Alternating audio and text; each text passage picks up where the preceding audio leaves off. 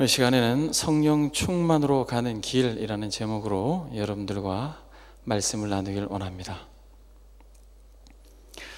사랑하는 여러분,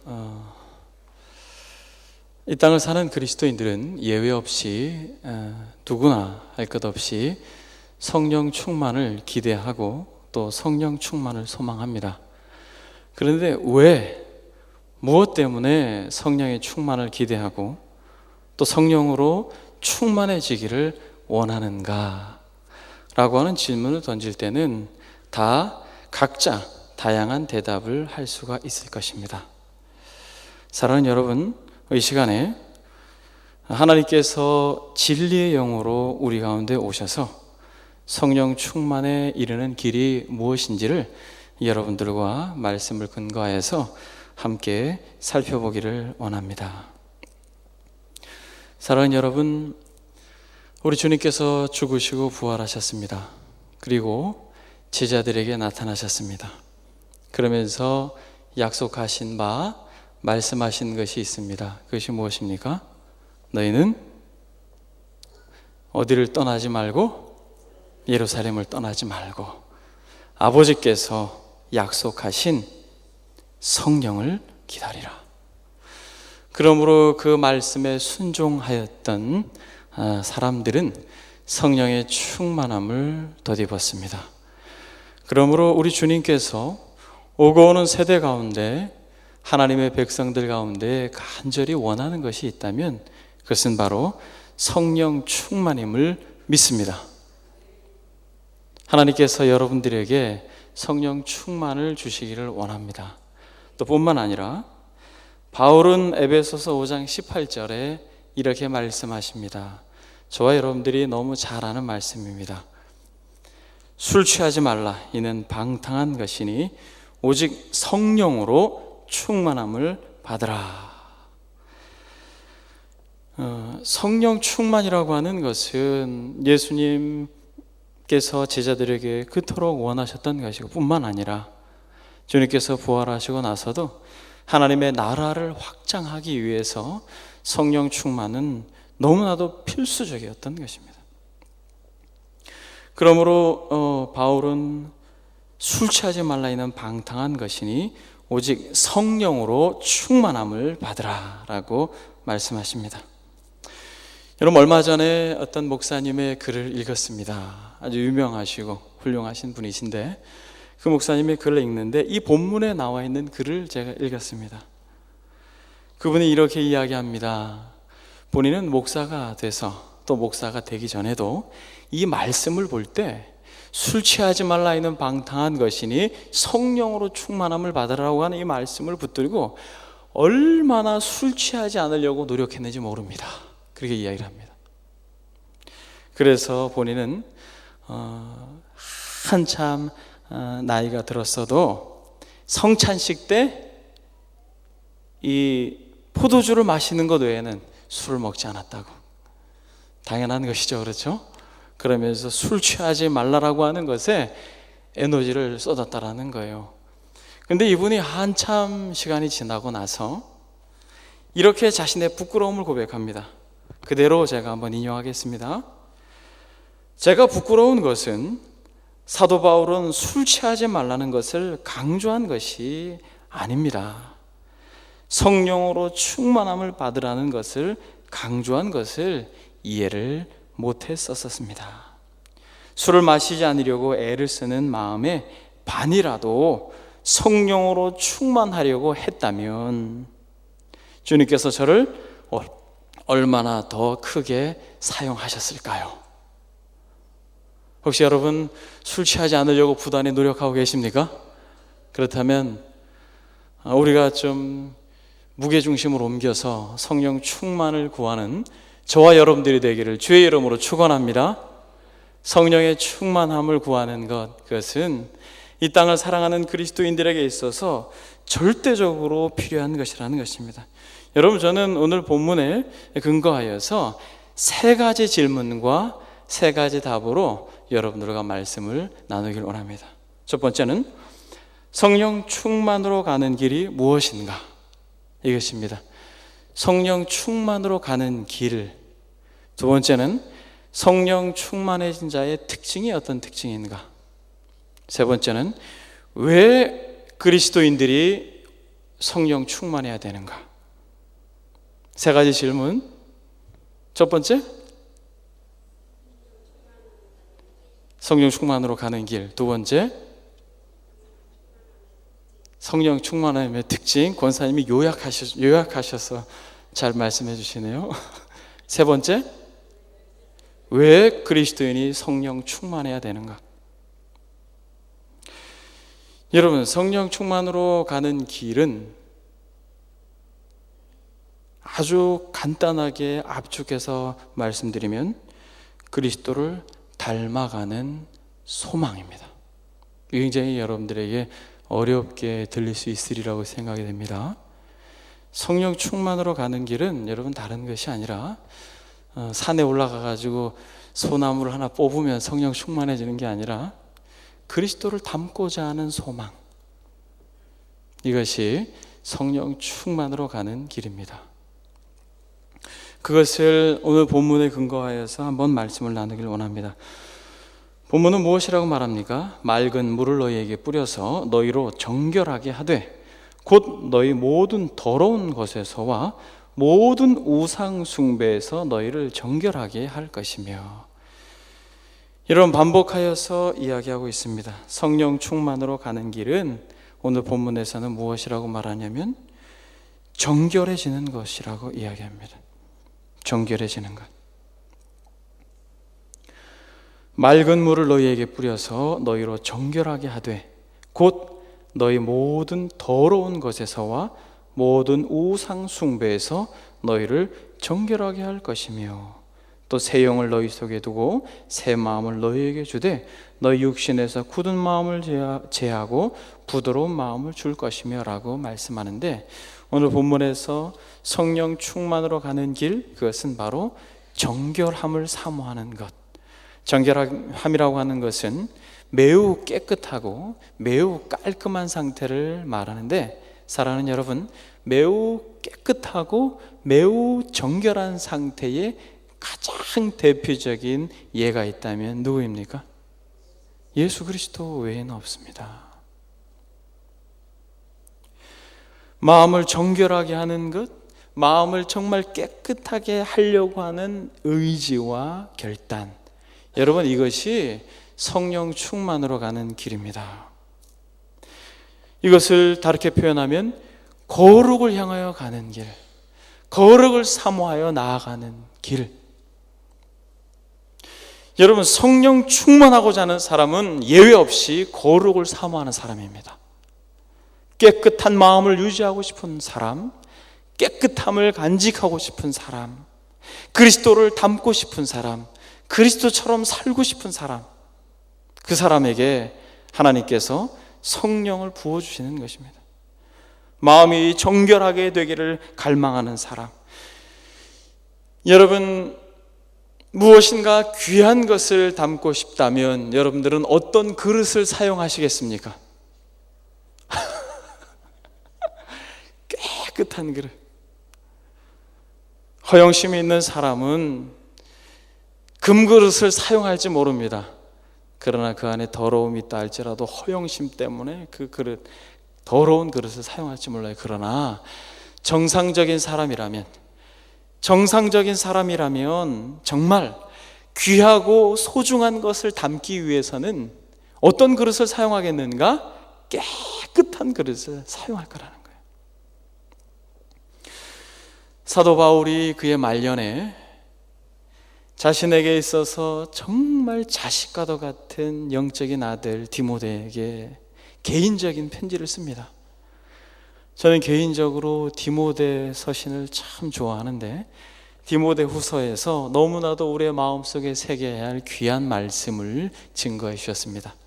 그것이 무엇입니까? 디모데 후서 2장 20절 21절. 큰 집에는 금그릇과 은그릇 뿐만 아니라 나무 그릇과 질그릇도 있어 귀하게 쓰는 것도 있고 천하게 쓰는 것도 있나니, 그러므로 누구든지 이런 것에서 자기를 깨끗하게 하면 귀히 쓰는 그릇이 되어 거룩하고 주인의 쓰심에 합당하며 모든 선한 일에 준비함이 되리라. 여러분, 이 본문 말씀을 사람들은 좀 잘못 오해하고 잘못 가르치는 경향이 있습니다. 금그릇을 쓰시겠다, 그래서 우리는 금그릇이 돼야 된다, 이렇게 말씀하시는 분인데 큰 착각입니다. 여러분, 오늘 본문을 좀 유심히 보게 되면 이렇게 말씀하고 있는 것입니다. 부잣집에 가보니까 그 찬장에 금으로 만든 그릇이 있고 은으로 만든 그릇이 있습니다. 또 흙으로 만든 그릇이 있고 나무로 만든 그릇이 있습니다. 그 주인은 스페셜한 경우, 특별한 손님이 오셨을 때는 찬장에 있는 금 그릇을 꺼내서 대접할 것입니다. 귀한 손님이 오면 그것을 사용할 것입니다. 제가 보니까 자카르타에 사시는 분들 찬장에 보니까 금 그릇은 아닌데 로얄 알버트 이런 아주 금 도색된 그릇들을 제가 보게 됩니다.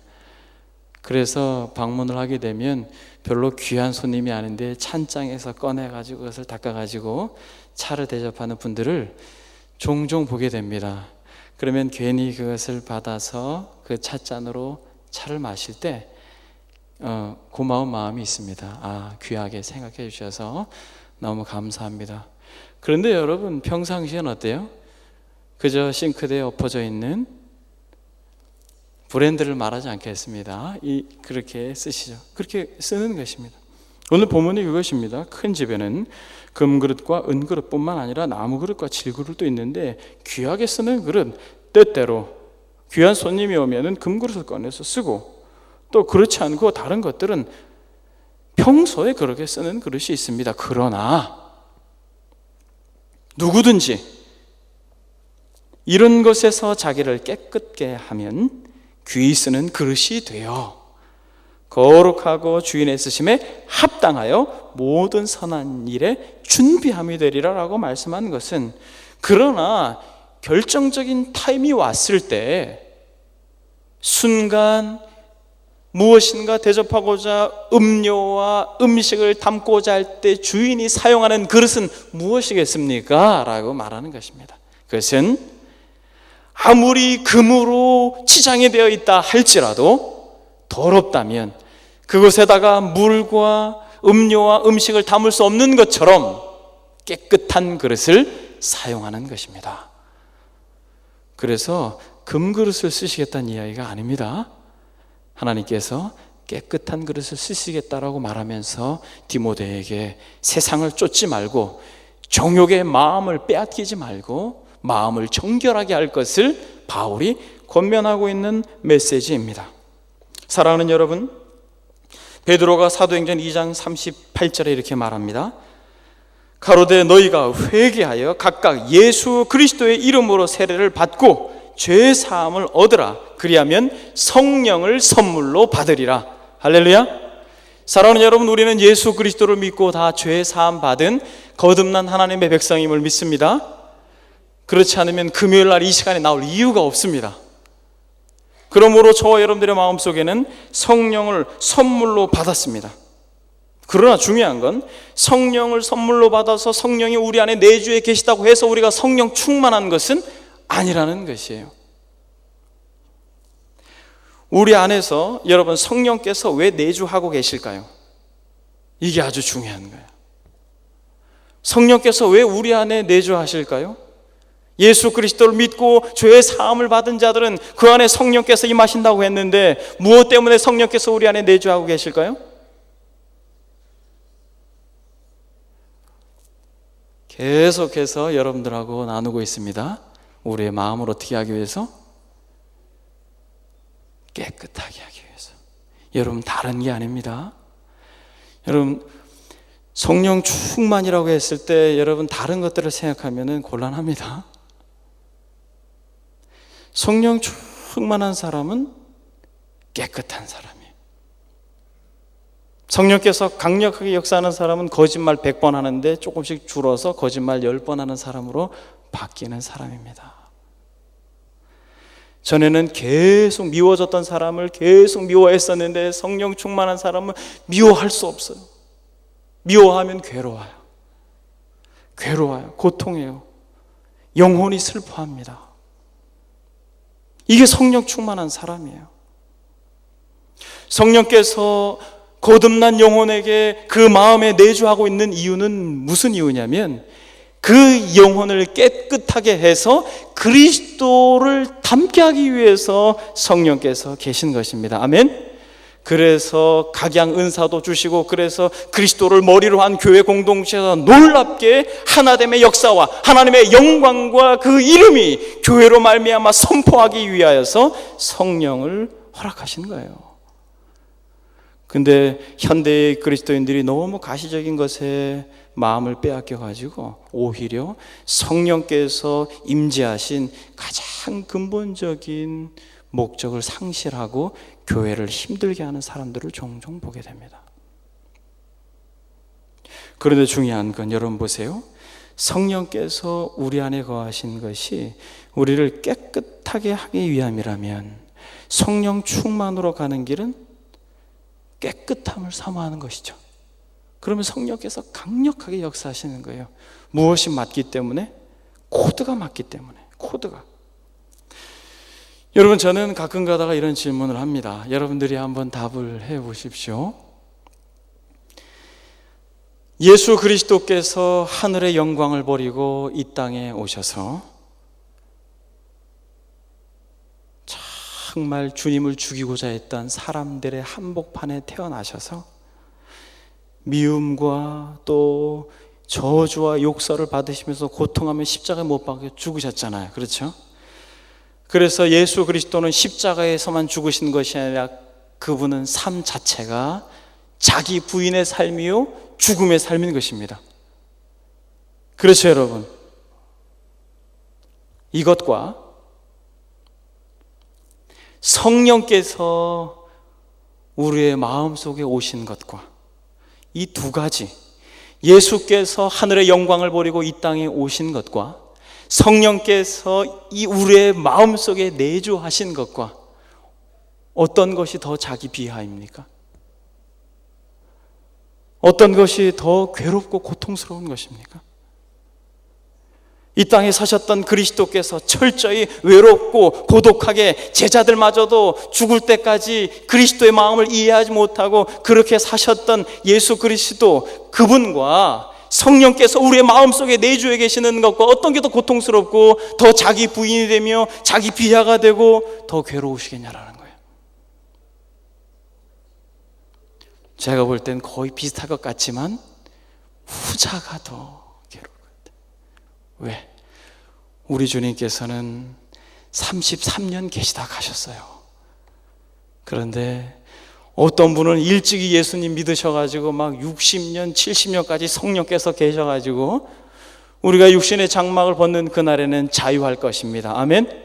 그러나 성령께서 내주에 계셔서 끊임없이 그리스도의 사랑과 은혜를 붓고 끊임없이 말씀에 순종하고 것을 권면하고 독려하고 성령께서 역사함에도 불구하고 그 고집불통인 육신을 따라서 미워하는 사람은 계속 미워하고 거짓말하는 사람은 계속 거짓말하고 속이는 사람은 계속 속여서 그 안에 계시는 성령께서 말할 수 없는 탄식으로 탄식하고 계신다라는 것을 생각할 때 여러분, 우리는 너무 마음이 아픈 거예요.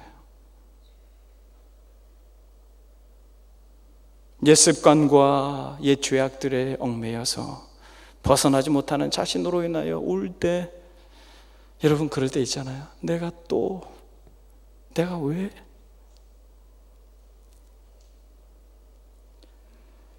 주님께서 나를 위해 십자가에 못 박혀 죽으신 것이 바로 이 죄 때문인데 내가 그러면서 울 때 성령께서 우리의 마음속에 더 말할 수 없는 탄식으로 탄식하시는 것입니다. 그래서 이렇게 말씀하십니다. 로마서에 보게 되면 이와 같이 성령도 우리의 연약함을 도우시나니 우리는 마땅히 기도할 바를 알지 못하나 오직 성령이 말할 수 없는 탄식으로 우리를 위하여 간구하시느니라. 할렐루야. 여러분, 성령이 그 마음속에 내주한 인생은 끝까지 죄를 질 수가 없어요. 그래서 요한 사도가 말하는 것입니다. 하나님의 자녀의 특징은 죄를 짓지 않는다, 이렇게 단언하는 거예요. 단순히 죄를 짓지 않는다는 단회적인 행동이 아니라 죄악 가운데 머물러 있을 수 없다라고 말하는 것입니다. 여러분, 이 본문에 대해서 정말 성령 충만함을 원한다면 우리는 끊임없이 우리 안에 있는 죄와 싸워야 될 것입니다. 그것을 묵인하고, 미워하는 사람을 계속 미워하고, 시기하는 사람을 계속 미워하고, 거짓말하는 사람은 계속 거짓말할 수 없다라는 거예요. 이것과 싸우지 않는다면 그 사람은 그 상태로 머물러 있게 되고, 성령은 끊임없이 그 마음에서 말할 수 없는 탄식으로 고통하게 되는 것입니다. 그에게 성령 충만이라는 것은 기대할 수 없는 것입니다. 여러분, 한번 성경을 찾아보겠습니다. 로마서 7장, 오늘 본문은 여러분, 성령이 말할 수 없는 탄식 가운데 우리를 위해서 탄식하시겠다라고 하는 이 본문은 로마서 8장에 나오는 것입니다. 이와 같이 성령도 우리 연약함을 도우시나니 말할 수 없는 탄식 가운데 탄식하신다, 친히 간구하신다 하는 것이 로마서 8장 26절에 나오는데, 이 7장과 8장의 전체적인 내용이 이거예요. 거룩함을 추구했던 사도 바울이 자신의 한계점에 부딪혔을 때에 고통하고 시름하며 괴로워하는데, 그 찢어지는 마음 가운데 하나님이 성령을 부으셔서 말할 수 없는 감격 가운데 있는 것이 로마서 7장에서 8장입니다. 보세요, 여러분. 로마서 7장에서는 사도 바울이 뭐라고 말합니까? 자기는 이제 한 법을 깨달았다고 말합니다. 21절에 보니까, 7장 21절에 보니까, 그러므로 내가 한 법을 깨달았노니 곧 선을 행하기를 원하는 나에게 악이 함께 있는 것이로다. 내 속사람으로는 하나님의 법을 즐거워하되 내 지체 속에서 한 다른 법이 내 마음의 법과 싸워 내 지체 속에 있는 죄의 법으로 나를 사로잡아 잡는 것을 보는도다. 오호라, 나는 곤고한 사람이로다. 이 사망의 몸에서 누가 나를 건져내랴. 우리 주 예수 그리스도로 말미암아 하나님께 감사하리로다. 그런즉 내 자신이 마음으로는 하나님의 법을, 육신으로는 죄의 법을 섬기노라. 그러므로 이제 그리스도 예수 안에 있는 자에게는 결코 정죄함이 없나니, 이는 그리스도 예수 안에 있는 생명의 성령의 법이 죄와 사망의 법에서 너를 해방하였음이라. 할렐루야. 율법이 육신으로 말미암아 연약하여 할 수 없는 그것을 하나님은 하시나니, 곧 죄로 말미암아 자기 아들을 죄 있는 육신의 모양으로 보내어 육신의 죄를 정하사 육신을 따르지 않고 그 영을 따라 행하는 우리에게 율법의 요구가 이루어지게 하려 하심이라라고 말하면서, 율법의 요구가 이루어지게 하려 하심이라. 율법, 즉 하나님을 사랑하고 이웃을 사랑하는 아주 본질적인 그리스도인의 삶의 내용을 살 수 있게 될 것이다라고, 성령 충만한 자들은 가능할 것이다라고 당당하게 약속하고 있는 것입니다. 성령께서 임하기 전에 내가 술 취하지 않을 것을 몸부림쳐도 넘어설 수 없었던 그 죄의 벽을, 그 고통과 그 절규 속에서 성령을 구했더니 성령 충만함으로 말미암아 능히 넉넉히 감당할 수 있게 되었다라고 말하는 것과 마찬가지라는 것입니다. 사랑하는 여러분, 사도 바울은 예수 그리스도를 믿고 자신 안에 성령의 법이 있는 걸 알았어요. 하나님의 말씀을 준행하고 하나님의 말씀대로 살기를 원했고 그리스도처럼 살기를 원했지만 그게 안 되는 걸 알았어요. 복음을 전하면서 얼마나 많은 갈등과 핍박과 고통 속에서 그 신음하면서 미움과 좌절과 그러면서 괴로워함으로 끊임없이 자신 안에서의 연약함, 육체의 연약함을 발견했을 때 그는 알게 되었습니다. 거룩함을 추구하며 나아가는 사도 바울의 심령 가운데 성령의 충만함을 부어주셔서 이제는 죄와 사망의 법을 성령의 법으로 해방하였다라고 이렇게 노래하는 감격을 경험하게 되는 것입니다. 여러분, 오늘 밤에 댁에 돌아가셔가지고 시간이 여유가 있으시다면 로마서 7장과 8장을 한번 읽어보세요. 얼마나 영광스러울지 모릅니다. 8장 후반부에는 하늘에 있는 자나 땅에 있는 자나 그 어떠한 것으로 높음이나 기쁨이나 하나님의 사랑에서 끊을 수 없다라고 말하면서 성령 충만의 결과를 그렇게 노래하고 있습니다. 사랑하는 여러분, 하나님께서 저와 여러분들을 구원하신 궁극적인 목적이 무엇입니까? 저와 여러분들을 예수 그리스도를 믿고 저와 여러분들 안에 성령을 부어주시고 그러므로 하나님의 자녀가 되게 하신 창세전에 예정하사 저와 여러분들을 하나님의 백성 삼으신 이유가 무엇입니까? 에베소서 1장 4절 5절에 보면 성경은 이렇게 말합니다. 곧 창세전에 그리스도 안에서 우리를 택하사 우리로 사랑 안에서 그 앞에 거룩하고 흠이 없게 하시려고 그 기쁘신 뜻대로 우리를 예정하사 예수 그리스도로 말미암아 자신의 아들이 되게 하셨다. 목적은 거룩하고 어떻게? 흠이 없게 하시려고. 여러분, 이것이 우리의 삶의 목적이 되지 않으면 여러분 그것은 그리스도인으로서 방향을 잘못 잡은 거예요. 그리스도인의 삶의 목적은 성령께서 우리 안에 내주해 계신 이유는 거룩하고 흠이 없게 하시려고 그리스도를 닮게 하기 위하여서 우리를 구원시켰습니다.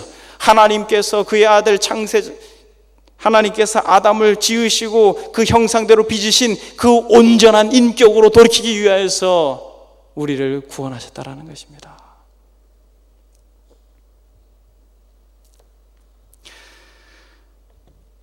여러분, 어떤 사람들은 성령 충만함으로 드러나는 결과적인 것에 너무 마음을 빼앗깁니다. 그래서 고린도 교회는 굉장히 교회가 혼란하고 어려웠었어요. 그렇죠? 그래서 여러분 고린도전서 12장에 보게 되면 은사에 대해서 이야기를 합니다. 근데 여러분 조금만 여러분들이 마음을 집중해서 그 은사를 살펴보면 첫 번째는 뭐예요? 같은 성령으로 지혜의 말씀을, 두 번째는 무엇입니까? 지식의 말씀을, 세 번째는 무엇이에요? 세 번째는 믿음, 네 번째는 병고침, 이러면서 은사에 대해서 이야기하는데, 그러면서 사실 은사를 결론적으로 바울이 뭐라고 결론 내립니까? 가장 좋은 은사들이 하나님께로부터 와서 다 귀한 거고 소중한 것이지만 무엇을 사모하라? 더 큰 은사를 사모하라. 너희들이 천사의 말을 할지라도 사랑이 없으면 울리는 꽹과리가 되고 몸을 불사르게 내어줄지라도 사랑이 없으면 아무것이 아니다라고 말하면서 사랑 이야기하죠. 사랑은 오래 참고 사랑은 온유함에 이야기하는데, 글쎄 여러분 고린도전서 13장 후반부에 보면 이 사랑이 인격화됩니다. 인격화돼요. 그러면서 사랑은 오래 참고라고 하는데 이게 딱 보니까 이 사랑이 누구예요? 예수 그리스도. 주님께서는 오래 참으시고 주님께서는 온유하시고. 그러므로 성령 충만을 원하는 사람은 그리스도를 닮고자 해야 합니다. 그리스도를 닮고자 하는 마음이 없으면 그 사람은 성령 충만하고는 거리가 먼 것이에요. 여러분, 성령 충만한 것과 예수 그리스도를 닮는 것과 여러분 이것을 동일시 여겨야 마땅한 것입니다.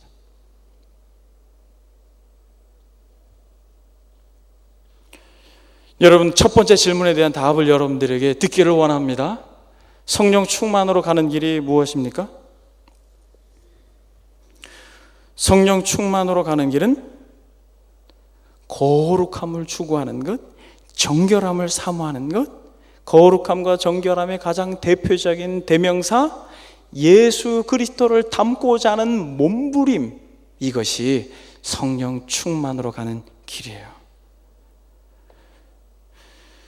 사랑하는 여러분, 예수 그리스도를 믿고 천국에 가는 것, 그리고 구원받는 것, 그리고 자신의 삶의 문제를 해결하는 것에만 관심이 있다면 여러분 요한 사도 시대의 영지주의자들과 똑같습니다. 영지주의자들과 똑같아요. 여러분 그들이 플라톤의 영향을 받아가지고 영은 선하고 육은 악하다 이렇게 가르쳤어요.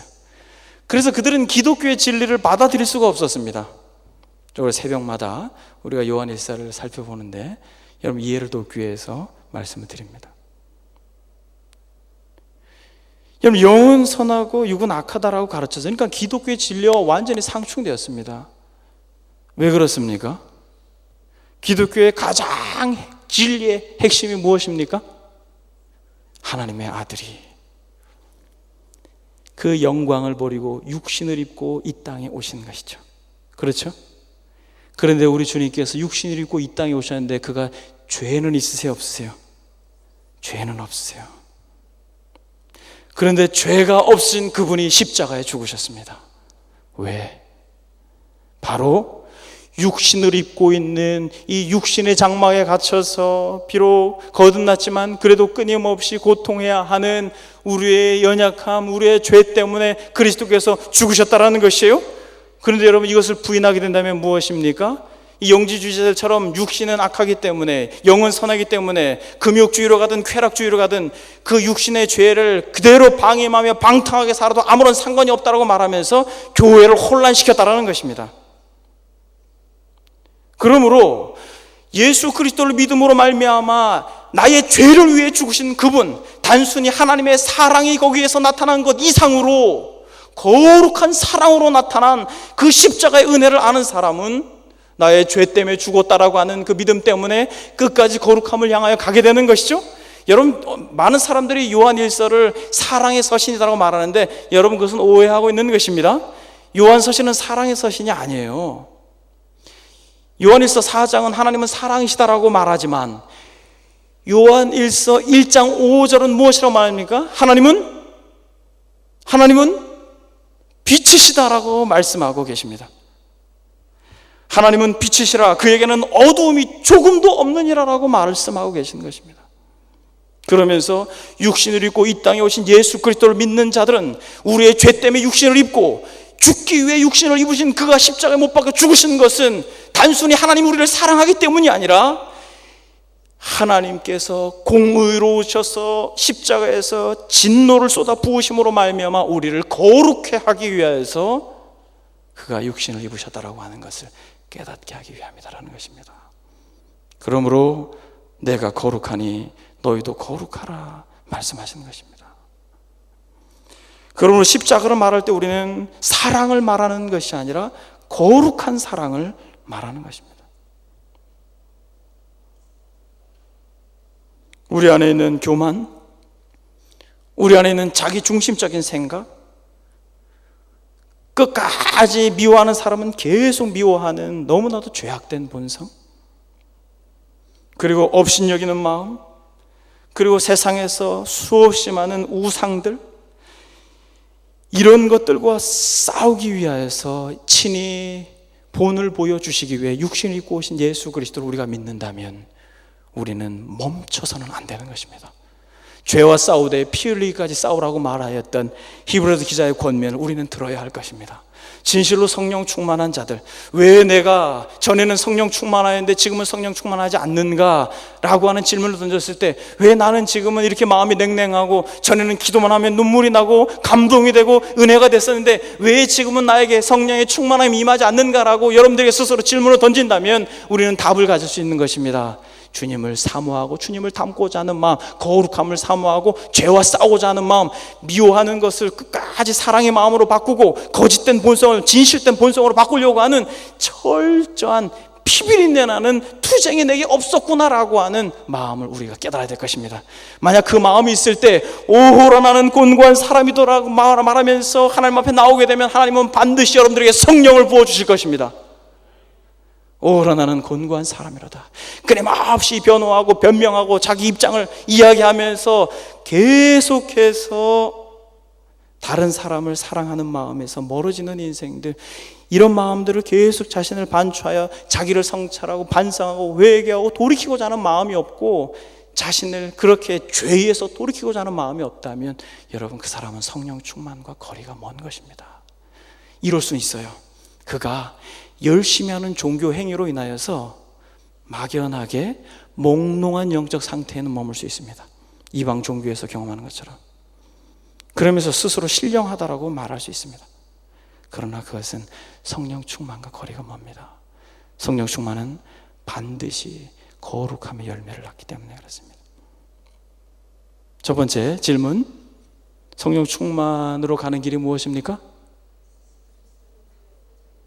아멘. 예수 그리스도를 진실로 닮고자 하는 그 마음, 거룩함을 사모하는 마음. 두 번째 질문입니다. 그렇다면 성령 충만의 특징이 무엇입니까? 너무 답이 쉽지요. 성령 충만의 특징은 전에는 할 수 없었던 하나님의 말씀을 준행하게 됩니다. 오늘 본문을 한번 보십시다. 에스겔서 말씀을 보게 되니까 맑은 물을 너희에게 뿌려서 너희로 정결하게 하되 곧 너희 모든 더러운 곳에서와 모든 우상 숭배에서 너희를 정결하게 할 것이며 또 새 영을 너희 속에 두어 새 마음을 너희에게 주되 너희 육신에서 굳은 마음을 제거하고 부드러운 마음을 줄 것이며 또 내 영을 너희 속에 두어 너희로 내 율례를 행하게 하리니 너희가 내 규례를 지켜 행할지니라. 아멘. 전에는 할 수 없었던 것, 오래 참을 수 없었는데 오래 참을 수 있고, 전에는 온유하지 못했는데 온유할 수 있고, 전에는 겸손할 수 없었는데 겸손할 수 있고, 전에는 자기 자랑하는 것에 완전히 그냥 눈이 멀었었는데 이제는 자기 자랑하지 아니하고, 전에는 무례하게 행동하고 말하였는데 이제는 무례히 말하고 행동하지 않고, 그럴 수 있는 용기가 생긴 것이죠.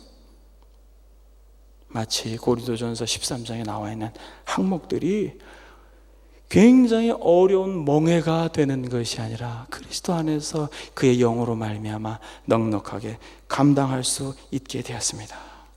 그러므로 로마서 8장 11절에 예수를 죽은 자 가운데서 살리신 이의 영이 너희 안에 거하시면 그리스도 예수를 죽은 자 가운데서 살리신 이가 너희 안에 거하시는 그의 영으로 말미암아 너희 죽을 몸도 살리리라. 할렐루야.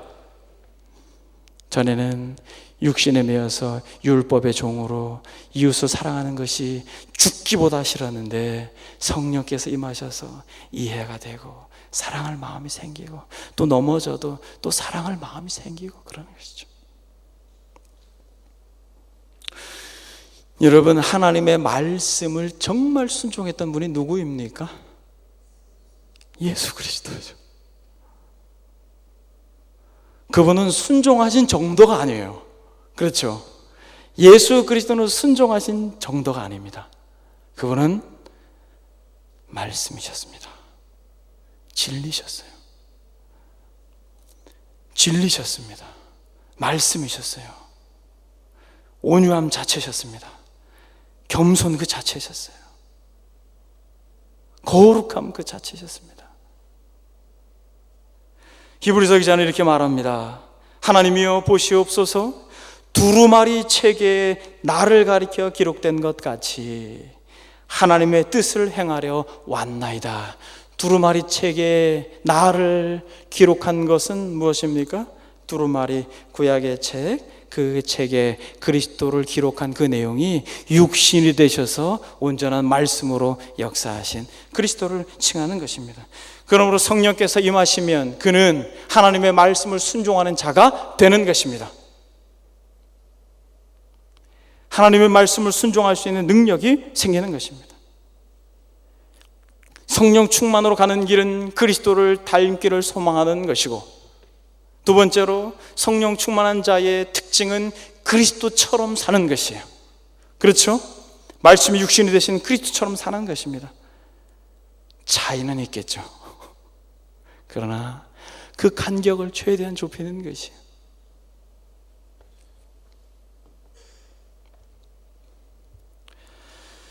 여러분, 그렇다면 우리가 왜 성령 충만해져야 됩니까? 이게 아주 중요한 질문이에요. 사람들은 그리스도인들에게 질문을 합니다. 여러분, 성령 충만해지기를 원하십니까? 그러면 10명이면 10명, 20명이면 20명 다 성령 충만해지고 싶대요. 근데 왜 성령 충만해지고 싶습니까? 라고 물으면 엉뚱한 대답을 해요. 여러 가지 이유가 있어요. 저도 방언 받고 싶어서 성령 충만해지고 싶어요, 이런 이야기. 성령께서 강력하게 임하면, 또 하나님께서 그렇게 주권적으로 역사하시면 그러한 은혜가 임할 줄 믿습니다. 그러나 그것이 우리가 정말 성령 충만해지고자 하는 열망, 그렇다면 만약 그 사람이 그러한 은사가 성령 충만의 목적이고 이유면 그 사람 때문에 교회가 힘들어질 거예요. 고린도 교회처럼. 여러분, 성령 충만을 왜 갈망해야 됩니까?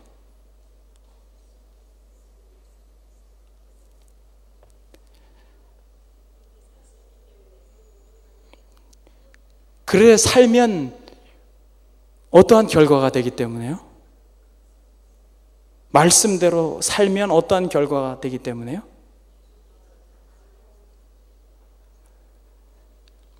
그리스도를 닮아가고자 하는 것이 성령 충만의 길이고, 그리스도를 닮게 된 것이 성령 충만의 특징이라면, 왜 성령 충만해야 되냐면 그리스도의 영광 때문입니다. 대부분의 사람들이 성령 충만해서 자기의 이름을 드러내려고 해요. 자기가 좀 더 신령해 보이고, 내가 좀 더 기도를 많이 하려고 하고, 내가 좀 더 하는데, 여러분 천만에 성령 충만의 궁극적인 목적은 하나님의 영광입니다. 여러분 보세요. 에스겔서를 한번 보겠습니다. 바로 22절, 23절. 여러분, 에스겔서가 어떤 시대적 배경을 가지고 있는지 알게 되면, 여러분 우리는 에스겔서를 읽고 또 이 본문에 딱 다다랐을 때에 우리는 울어야 될 것입니다. 울어야 될 것이에요. 그러므로 너는 이스라엘 족속에게 이르기를, 주 여호와께서 이같이 말씀하시기를, 이스라엘 족속아, 내가 이렇게 행함은 너희를 위함이 아니요 너희가 들어간 그 여러 나라에서 더럽힌 나의 거룩한 이름을 위함이라. 여러 나라 가운데에서 더럽혀진 이름, 곧 너희가 그들 가운데에서 더럽힌 나의 큰 이름을 내가 거룩하게 할지라. 내가 그들의 눈앞에서 너희로 말미암아 나의 거룩함을 나타내리니 내가 여호와인 줄을 여러 나라 사람이 알리라. 주 여호와의 말씀이라. 맑은 물을 너희에게 뿌려서 너희로 정결하게 하되, 라고 오늘 본문을 이어서 말하고 있는 것입니다. 여러분, 본문에 보게 되니까 여러분 지금 이스라엘 백성들이 여러 나라의 뿔뿔이 흩어져서 포로로 잡혀간 상태입니다. 여러분, 에스겔은 여호야긴 시대에 바벨론 2차 포로 당시에 여러분 바벨론에게 끌려간 고위 관부 중에 한 사람입니다. 그런데 여러분, 포로로 끌려간 지 5년 만에 성령이 에스겔에게 임하여서 하나님의 마음으로, 에스겔서에 보면은 이스라엘의 심판을 외치고 또 열방의 심판을 외치면서 결국 35장 36장으로 가면서 이스라엘의 회복을 말할 때에 오늘 본문이 있는 것입니다. 이스라엘 백성들이 각 나라로 뿔뿔이 흩어져서 하나님의 이름이라 칭함을 받았던 자신들, 예수 그리스도를 믿는 하나님의 백성이라고 하는 사람들의 이 타락상으로 인하여 하나님의 이름이 더럽혀진 것처럼 각 나라에 뿔뿔이 흩어져 버린 이스라엘, 즉 아브라함의 후손인 하나님을 자신들의 아버지라고 칭하였던 이들로 인하여 더럽혀진 하나님의 이름과 영광을 회복시키겠다고 하나님께서 하나님의 영을 부어주시겠다고 약속하고 계신 것입니다.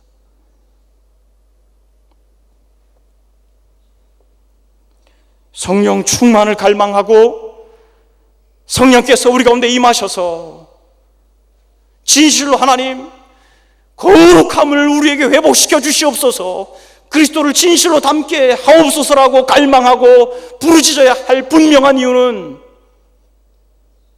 그리스도의 영광이라는 거예요. 교회가 교회답지 못하고 큰 교회에서 목사님들의 스캔들과 성도가 성도답지 못한 많은 부분들, 교회가 교회답지 못함으로 인하여서 열방 가운데, 이방인들 가운데 하나님의 이름이 더럽혀지고 멸시받고 조롱받는 것에 대하여 개탄하고 하나님 앞에 부르짖으며 주님 성령을 부어주셔서 하나님의 백성이 하나님 백성답고 교회가 교회다울 수 있도록 해주십시오라고 기도할 수 있는 것은 분명한 한 가지 목적, 하나님의 이름과 영광 때문이라는 것입니다. 교회가 예수 그리스도께서 교회의 머리 되시고 저와 여러분들이 그 머리 되신 그리스도의 손과 발이라면 손과 발에 묻어있는 더러운 것들을 씻겨달라고 기도하는 것은 우리의 머리 대신 그리스도의 영광 때문이라는 것이에요. 한번 생각해 보십시오. 여러분들의 손에 똥이 묻었고 발에 재가 묻어 있는데 그저 그렇게 다닌다고 생각해 보십시오. 그럼 여러분들의 얼굴이 얼마나 부끄럽고 수치스럽겠습니까? 그래서 씻겨달라고 하는 것이에요. 우리의 힘으로 불가능하니까 성령을 부어주셔서 능히 하나님의 말씀을 준행할 수 있는 힘을 달라고 기도하는 것입니다.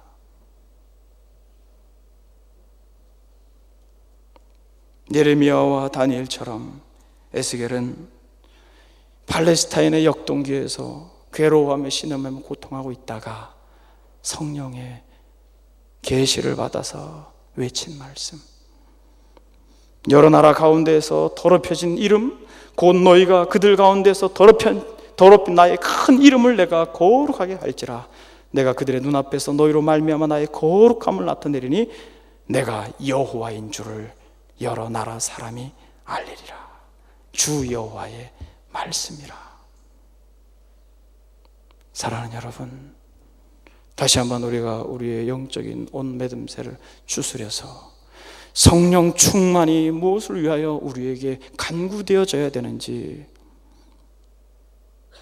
자신의 이름과 영광을 드러내기 위함이 아니라 하나님의 이름과 영광을 위하여 우리가 어떻게 몸부림쳐야 하고, 여전히 먹던 걸 계속 먹고 가던 데를 계속 가고 만나는 사람들을 계속 만나고 보던 것을 계속 보는 것이 아니라 끊을 것은 끊고 정리할 것은 정리해서 그리스도를 담고 거룩함을 사모함으로 우리의 가슴팍에 달려있는 하나님의 이름과 영광이 회복되어지기를 갈망하는 것, 이것이 성령 충만을 구하는 목적인 것입니다.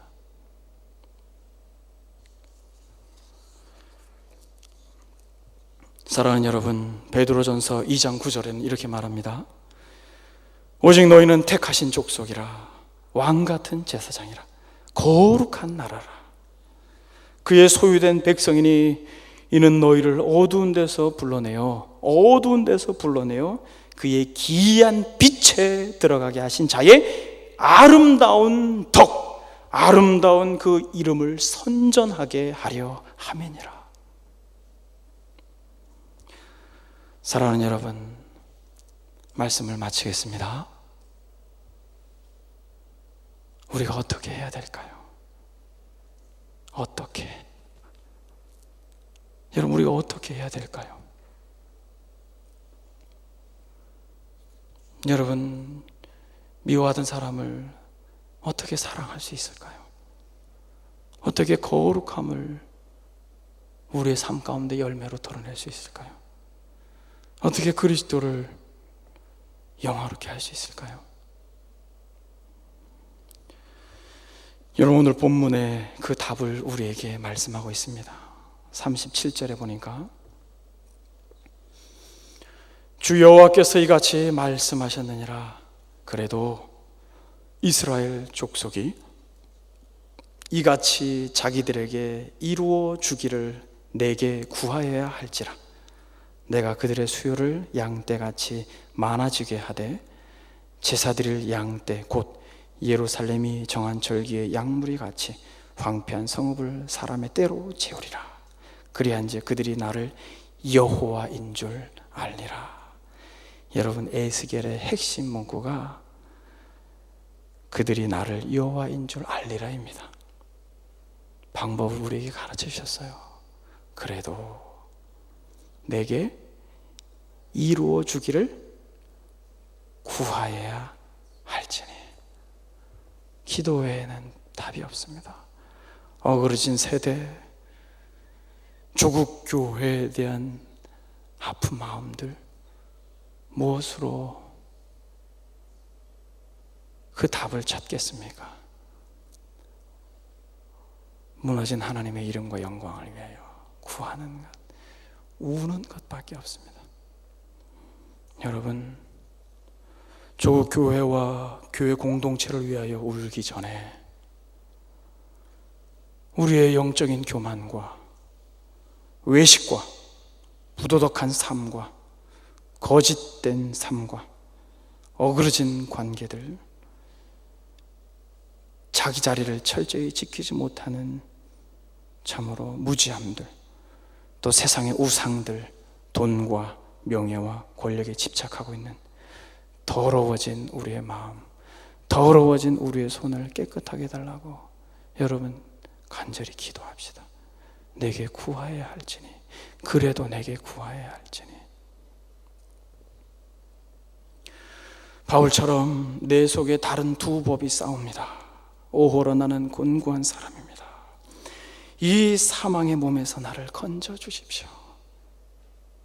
이 저녁에 여러분들 개개인에게 성령의 충만이 임하는 은혜가 있기를 소망합니다. 잃어버렸던 하나님을 향한 사랑과 열심들이 회복되기를 소망합니다. 제가 잠깐 기도하겠습니다. 하나님,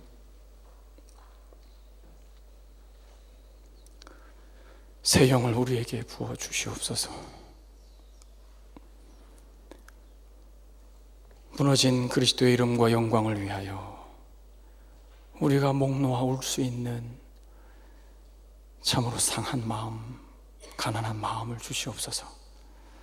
눈 멀었지만, 헐벗었지만 마치 부요한 자와 같이 착각하지 않도록 우리 자신을 돌아볼 수 있도록 주님 성령이여 조명하여 주시고, 쉼없이 늘어놓는 자기 자랑에서 우리는 벌레요 사람이 아닙니다 고백할 수 있도록 하나님, 우리의 죄악을 주님 앞에 토설함으로 그 상하고 그 찢어진 마음 가운데 성령을 부어 주시옵소서.